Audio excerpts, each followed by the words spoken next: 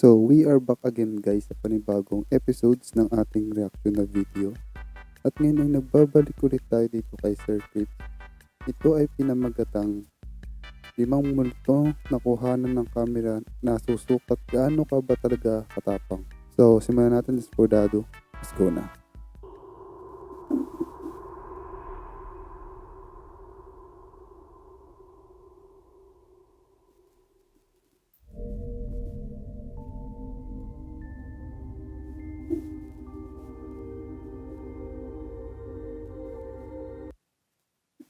So, wala pa ngayong upload si Kuya Pipi Tandok sa ngayon.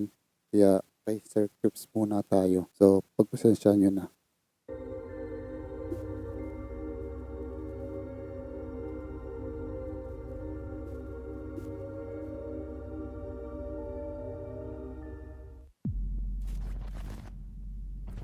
Ang Signs and Signals Paranormal Duo ay bumisita sa isang lumang simbahan na makailang ulit na rin nilang napuntahan.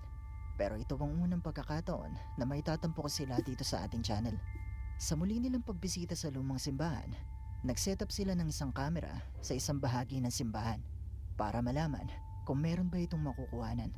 At sinubukan nilang kausapin at hamunin ang mga di umano espiritu na nandito na magparamdam o magpakita. Come on, do something.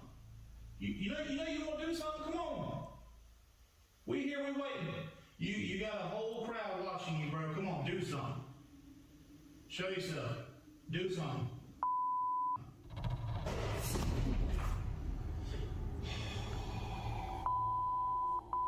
You see what I'm saying? That sounded like it was from back there too. We got that. If it was back there, we definitely got it. Yep. What'd it do? It's the usual. Dude, It definitely got that on camera. It definitely got it. this place is bonkers, dude. Sa ginawa nilang paghamon sa mga di umano'y espiritu, nakuha na ng kamerang iniwan nila ang pagbagsak ng mga libro. Namiss na Boom. ulang may naglaglag nito na hindi Laglag nakikita. pa. Oh, that's what I'm saying. It's just gonna run over there. That's what you don't care. Simbahan to, no? Simbahan nga. Oh my god! Oh my god!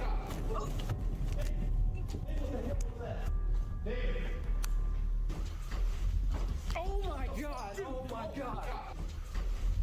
Oh my god! Oh my god! I f***ed up my camera, dude. I f***ed up. I f***ed up my knee. Sa pagpapatuloy ay nakarinig naman ng dalawa ng mga makapanindig balahibo na yabag na palapit. At bagamat napaatras at kinalabutan sila dito, ay pinagpatuloy pa rin nila ang kanilang pag-iikot.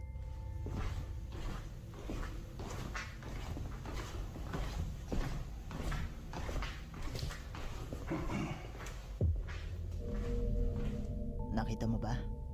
Sa bahaging ito makikita ang isang itim na figura na Ay, ano? nakaupo at mistulang pinagmamasdan lang ang dalawa na walang kaalam-alam sa nakakapangilabot na nakuhanan nila. Siguro yung mismong nagka-cameraman hindi niya napansin. Kasi kung mapapansin niya, di sana meron siyang reaction.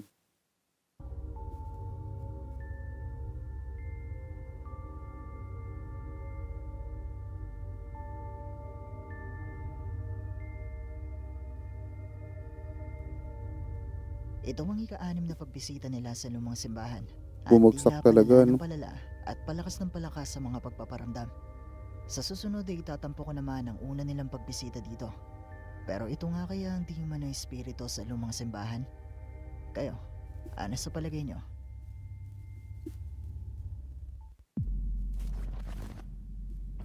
Sina Kevin at Fabio ng Archivo Extinto Channel ay bumisita sa isang abandonadong bahay ampunan Ay, puro ano pala to. Ghost Hunter.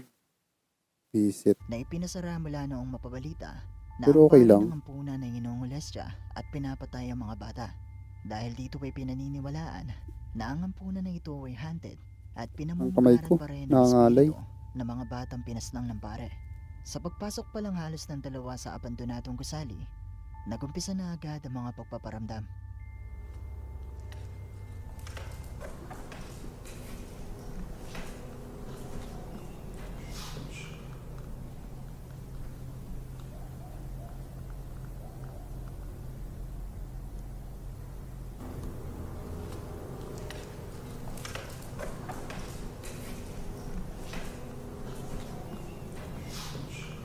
Ay, oo nga, no, meron.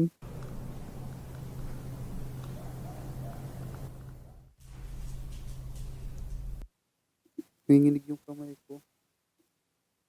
Pag hawak ko yung ano, yung mikropono, nanginginig yung kamay ko.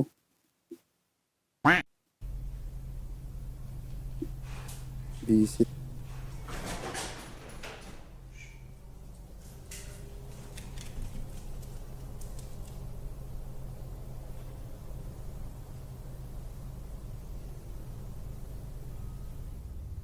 Sa una ay nakarinig na agad ang dalawa ng mga mahihinang boses ng bata, pero wala naman silang nakikita na kahit ano.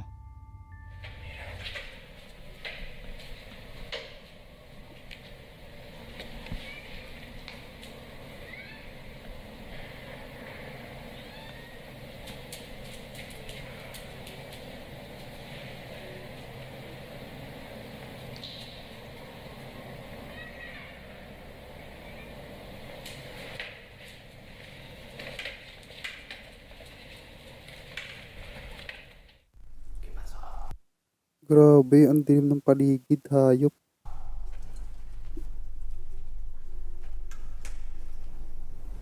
Siguro ito yung ano, mga hating gabi. Mga hating gabi yan siguro.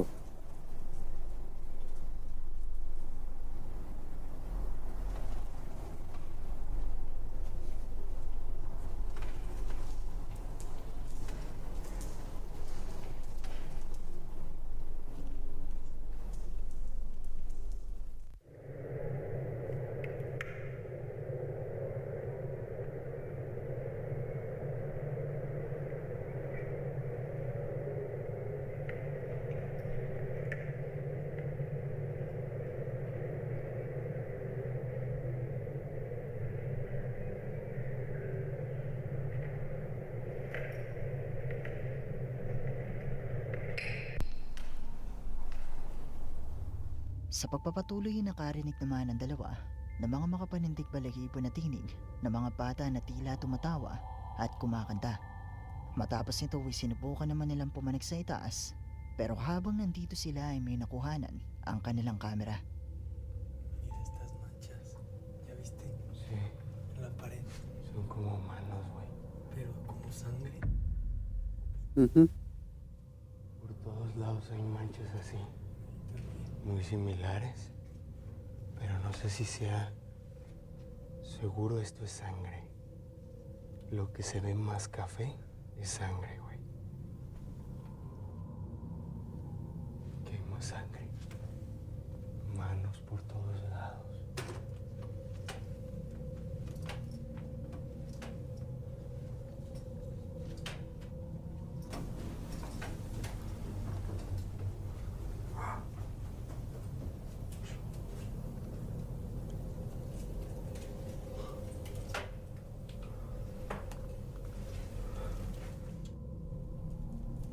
Grabe, ang creepy. Hayop na yan.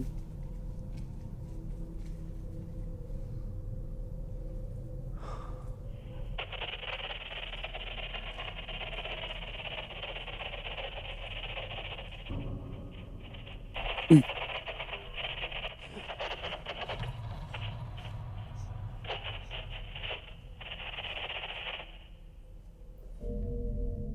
Habang ang dalawa ay nasa hagdanan, nakakita sila ng mga bakas na hindi sila sigurado kung kamay na may dugo o pintura. Pero nang makapanik na sila sa itaas, makikita sa ibaba ang tila isang batang lalaki na nakatayo at tila pinagmamasdan lang sila.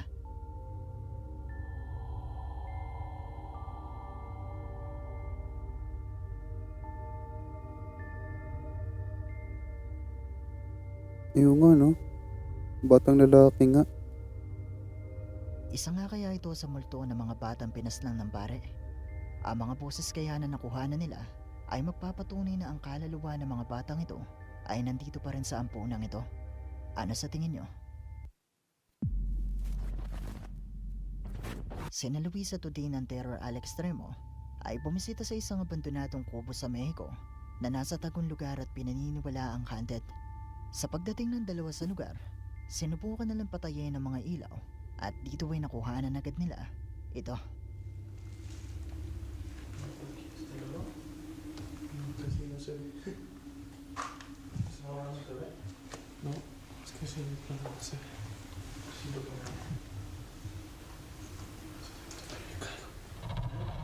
Mhm. May nakita. May nakita si kuya. Okay. No sé si se reflejó. Oh, no, si pasó alguien, Luis. No inventes, carnal. Prende la luz. Sus, may ilaw naman pala. Nagpapakahirap ang putik. Pero allí, enfrente de ti. May ilaw naman pala eh. Nagpapakahirap. Meron din naman pala silang ilaw. Nagpapakahirap ang putik.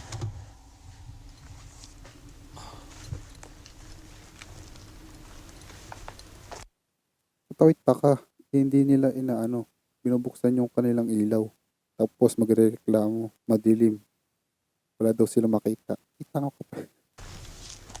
Tanga pala kayo eh.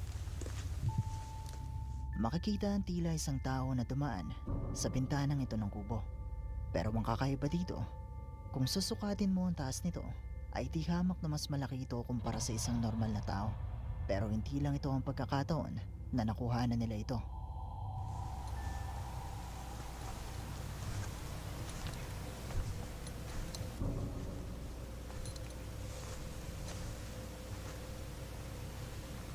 Creo que ahí se ve algo, ¿no? En la capilla, hermano. Sí, hay algo ahí. En la capilla, hermano. May sumilip po. Sí, hay algo ahí.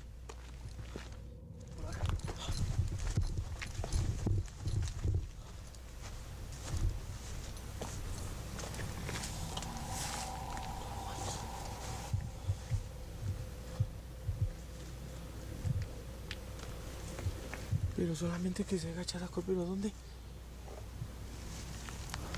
Pues no sé, porque aquí. Muling nakita ng dalawa ang imahe na nakasilip mula sa isa pang kubo. Pero nang mapansin nito na nakikita siya ng dalawa, ay agad naman itong nagtago. At nang puntahan nito ng dalawa, hindi na nila nakita ang imahe. Pero sa patuloy na paglilibot ng dalawa sa paligid ng kubo,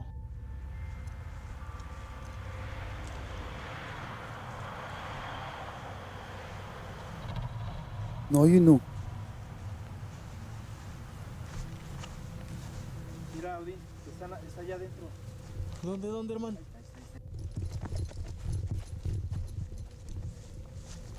Grabe. Ang tapang nila, no?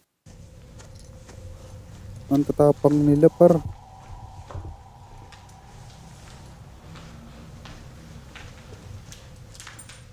Estaba aquí en la ventana. Aquí. muling nagpakita sa kanila ang imahe na mistulang nakamasid lang sa kanila sa kabuuan ng kanilang paglilibot. Pero katulad nung una, nang lapitan at puntahan nila ito, ay Wala. bigla na lang din itong nawala.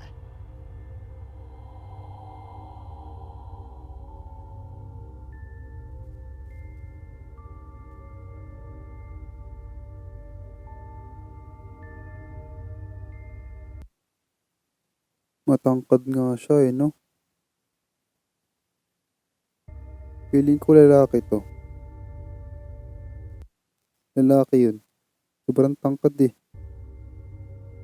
Totoo nga kaya ang kanilang mga nakuhanan sa bidyong ito? Haunted nga kaya ang abandonadong kubong ito? Isa nga kaya itong multo o entity? Kung hindi naman ito multo o entity, ano sa tingin niyo ang isang ito?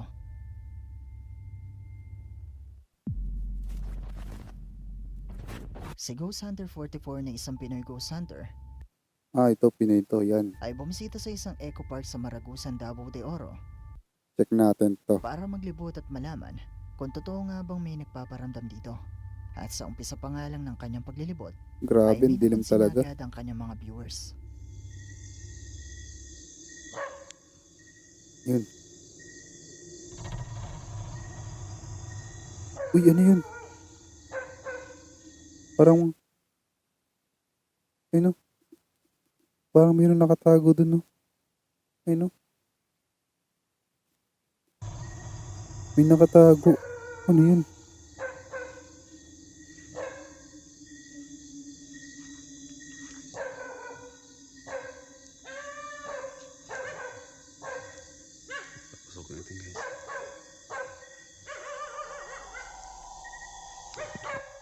Ano yun? Nakita mo ba?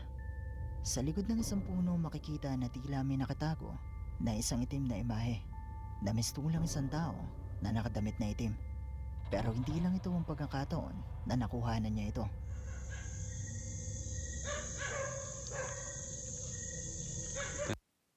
Wala man lang ano, react. Natin akitin itong Ako nakita ko na eh. ano to. Dapat may react siya.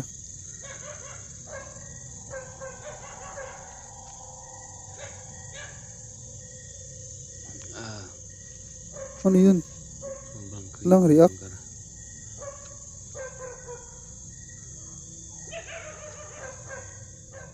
Sobrang nakakatakot dito guys. Oh,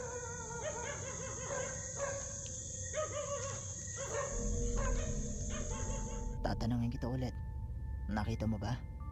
Habang papanik si Ghost Hunters 44 sa itaas na bahagi ng parke, makikitang muli ang isang itim na imahe na nakatago sa mga kawayang ito. Pero ilang minuto pa ang lumipas, nang muli itong matapatan ng kamera, ay wala na ito.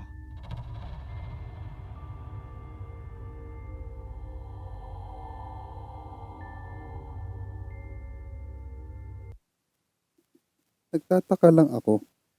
Feeling ko nakita niya na yun. Tapos wala lang siyang ano, react.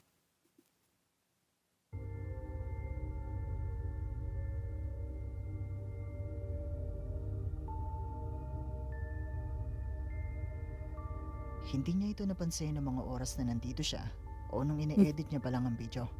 At itinuro lang ito sa kanya ng kanyang mga viewers.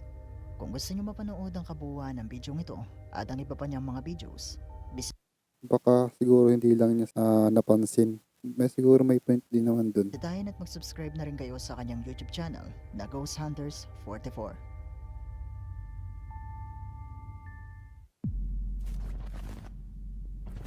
Ang bidyong ito ay kuha ng isang lalaki mula sa isang abandonadong eskwelahan sa Indonesia. At habang ang lalaking ito ay nasa loob ng isang classroom, ay mukhang nakuhanan niya ang gusto niyang makuhanan.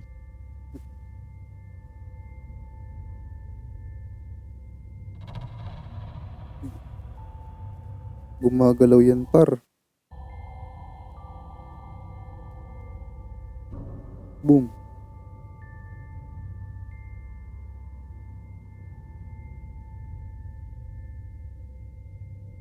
Grabe, gumagalaw.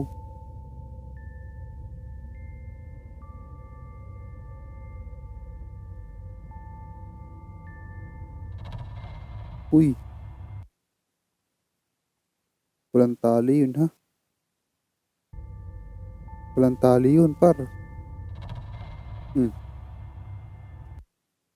Walang tali. Kung may tali yan, adi sana napansin na natin yan. Walang tali yan par.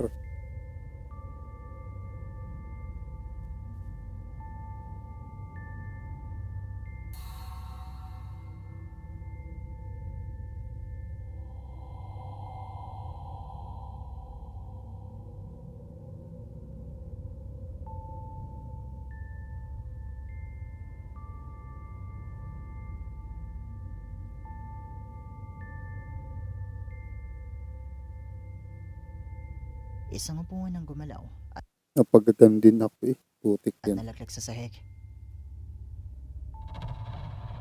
At maya-maya pa'y gumalaw naman ang lamesang ito. Pero mas nanindig ang kanyang balahibo nang makita niyang gumagalaw ang board na ito. Gayunpaman, nanatili pa rin siya sa loob ng classroom na sa tingin ko ay hindi magandang ideya dahil ang mga sumunod na nangyari ay mas nakapangingilabot.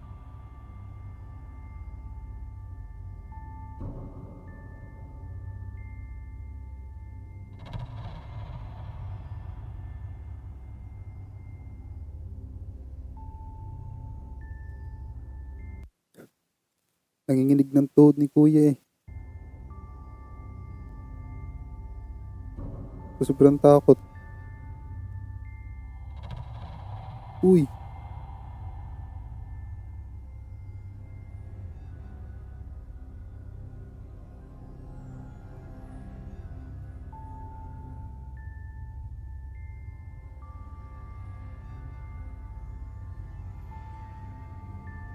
Walang tali oh.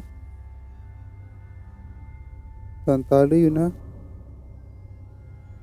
Imposible na may tali yun, par. Walang tali yun.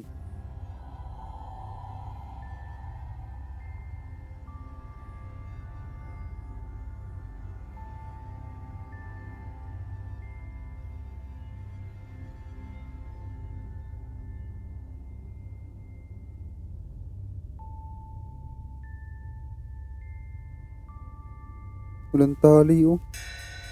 Uy!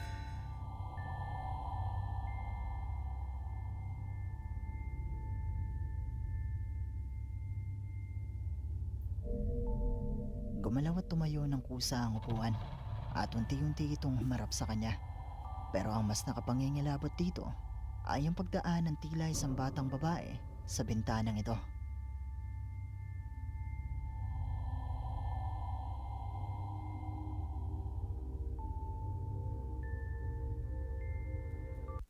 Hala ka kuya, hindi ka niya na makakauwi. Matulog ka na dyan. O kaya mag-overnight ka na dyan sa classroom na yan.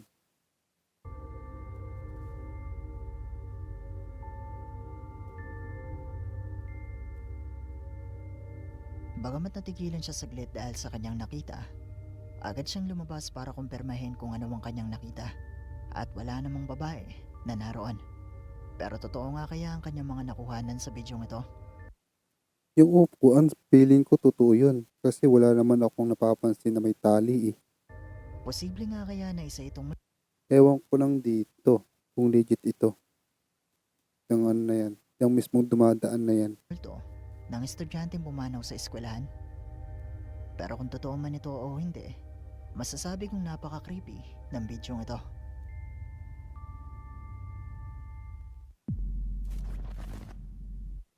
Bonus clip, pusa. Isang gabi nag-alarm ang ring camera ni Facebook user, Summer Rushing. At madalas nagiging sanhi nito ay ang mga pusang dumadaan sa tapat ng kanilang tahanan. Pero nang i-check niya ang kuha ng camera sa pagkakataong ito, ay nagulat siya nang makita niya ito. Okay.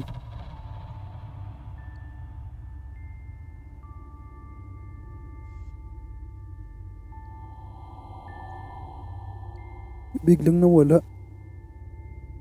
Nakuha na ng camera ang dalawang pusang ito na isang itim at puti.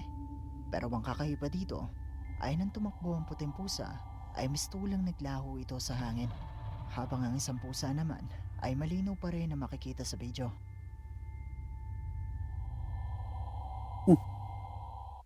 Alam niyo guys kung bakit may ads pong lumalabas. So yung ads na yun is kinakat ko po. Kaya medyo nahirapan ako mag-reaction video dahil may mga ads na lumalabas sa video na ito. Ito mismo sa akin nire-reaction. Ito mismo sa YouTube. Nagtrending noon sa Facebook ang bidyong ito na mula kay Facebook user Ricardo Vargas at nangyari di umano ito sa isang train station sa Mexico. Okay?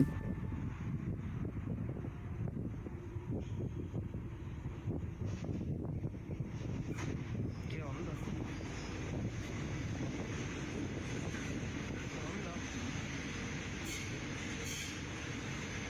¿Qué onda? ¿Qué weón?